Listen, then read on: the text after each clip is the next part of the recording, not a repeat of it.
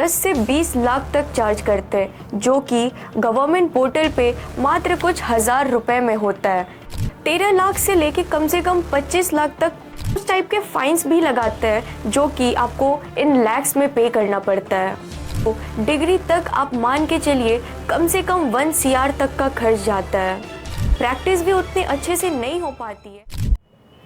Doctors बनना सबका सपना होता है, लेकिन जब बात आती है कॉलेज सिलेक्शन की तो इम्प्रॉपर नॉलेज होने के कारण लोग सही डिसीजन नहीं ले पाते हैं।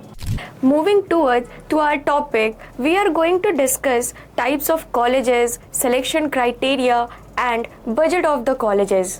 MBBS pursue करने की बात आती है तो mainly we have 3 options available here.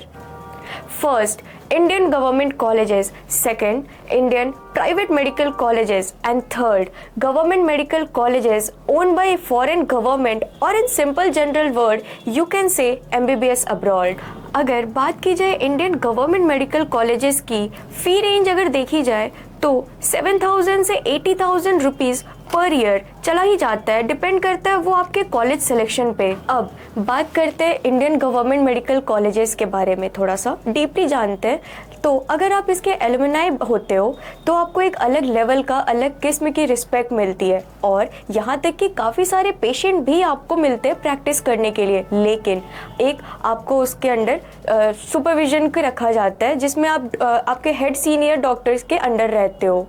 But Indian government colleges के पढ़ाई का लेवल आप सबको पता होगा कि किस तरीके से होती है, प्लस रैगिंग का सीन भी सबको पता होगा कि होती है या नहीं, लेकिन अगर होती भी है तो किस लेवल तक होती है। और साथ ही साथ इंडियन गवर्नमेंट मेडिकल कॉलेजेस की सीट्स काफ़ी कम होती है और इसे सिक्योर करना काफ़ी हाई होता है। Like for general category, you need to score at least 600 marks. For OBC, 550 marks is must.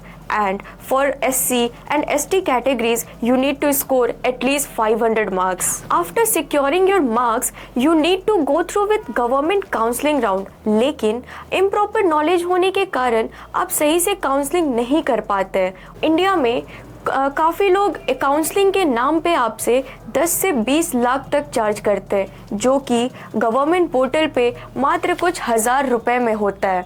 तो सावधान रहे इन लोगों से और इनके फेक प्रोमिसेस से। Let's talk about second point, which is Indian private medical colleges. अब इसकी फ़ीस स्ट्रक्चर देखते हैं तो 13 लाख से लेके कम से कम 25 लाख तक पर ईयर जाता है आपका, जो कि आपके कॉलेज सिलेक्शन पे डिपेंड करता है। कुछ कॉलेजेस साथ ही साथ एक्स्ट्रा पे करने को बोलते हैं in the name of examination fee, transportation fee, और यू कैन से कुछ टाइप के फाइन्स भी लगाते हैं, जो कि आपको इन लैक्स में पे करना पड़ता है। तो ओवरऑल अगर आप एडमिशन लेने का सोच रहे हैं in Indian private medical colleges में, तो डिग्री तक आप मान के चलिए कम से कम 1 CR तक का खर्च जाता है बिकॉज ऑफ हिडन फीस।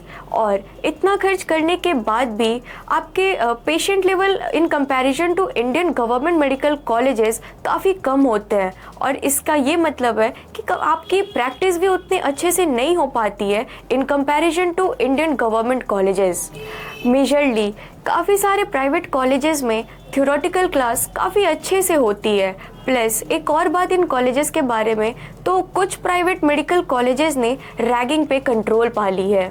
अब अगर आप सोच रहे हो इन प्राइवेट मेडिकल कॉलेजेस में एडमिशन लेने का, तो मेरी तरफ से एक छोटी सी सलाह है आपको कि आप अपने एंड से भी सारा रिसर्च कर लेना, और अगर पॉसिबल है तो वहाँ के एलुमनाई से भी बात कर लेना रिगार्डिंग रैगिंग इन कैंपस और एनी हिडन फीस। एक और बात, यहाँ भी एडमिशन लेने के लिए आपको गवर्नमेंट काउंसलिंग राउंड से ही होना पड़ता है, जिसके लिए आपको एक प्रॉपर नॉलेज होना काफ़ी ज़रूरी है। Now, coming to third point, which is government medical colleges owned by foreign government, or you can say in short MBBS abroad. अब यहाँ का फी रेंज इक्विवेलेंट रहता है 2.5 लाख से लेके 6 लाख पर ईयर तक, वो भी आपके कॉलेज सिलेक्शन और इवन कंट्री सिलेक्शन पे भी डिपेंड करता है। MBBS अब्रॉड से करने का बहुत बड़ा फ़ायदा होता है कि आपकी सारी पढ़ाई लेटेस्ट टेक्नोलॉजीज़ के को यूज़ करते हुए होती है, प्लस इंटरनेशनल एक्सपोजर भी मिलती है अगर आप किसी डेवलप्ड नेशन से अपनी पूरी डिग्री परस्यू करते हो।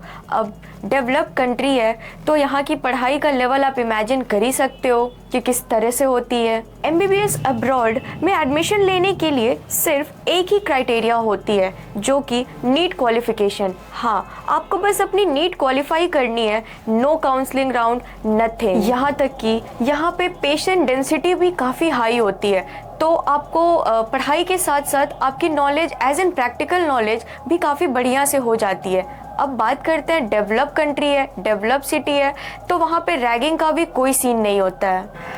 प्लस कोई एक्स्ट्रा फ़ी आपको पे नहीं करना होता है, जैसे कि इंडियन प्राइवेट मेडिकल कॉलेजेस में एग्ज़ाम फ़ी, ट्रांसपोर्टेशन फ़ी, इस तरीके के नाम पे काफ़ी सारे एक्स्ट्रा पेमेंट, एक्स्ट्रा चार्जेस आपको पे करना होता है। लेकिन आप MBBS अब्रॉड कुछ सेलेक्टेड कंट्रीज से करते हो तो आप USMLE जैसे एग्ज़ाम्स के लिए एलिजिबल हो।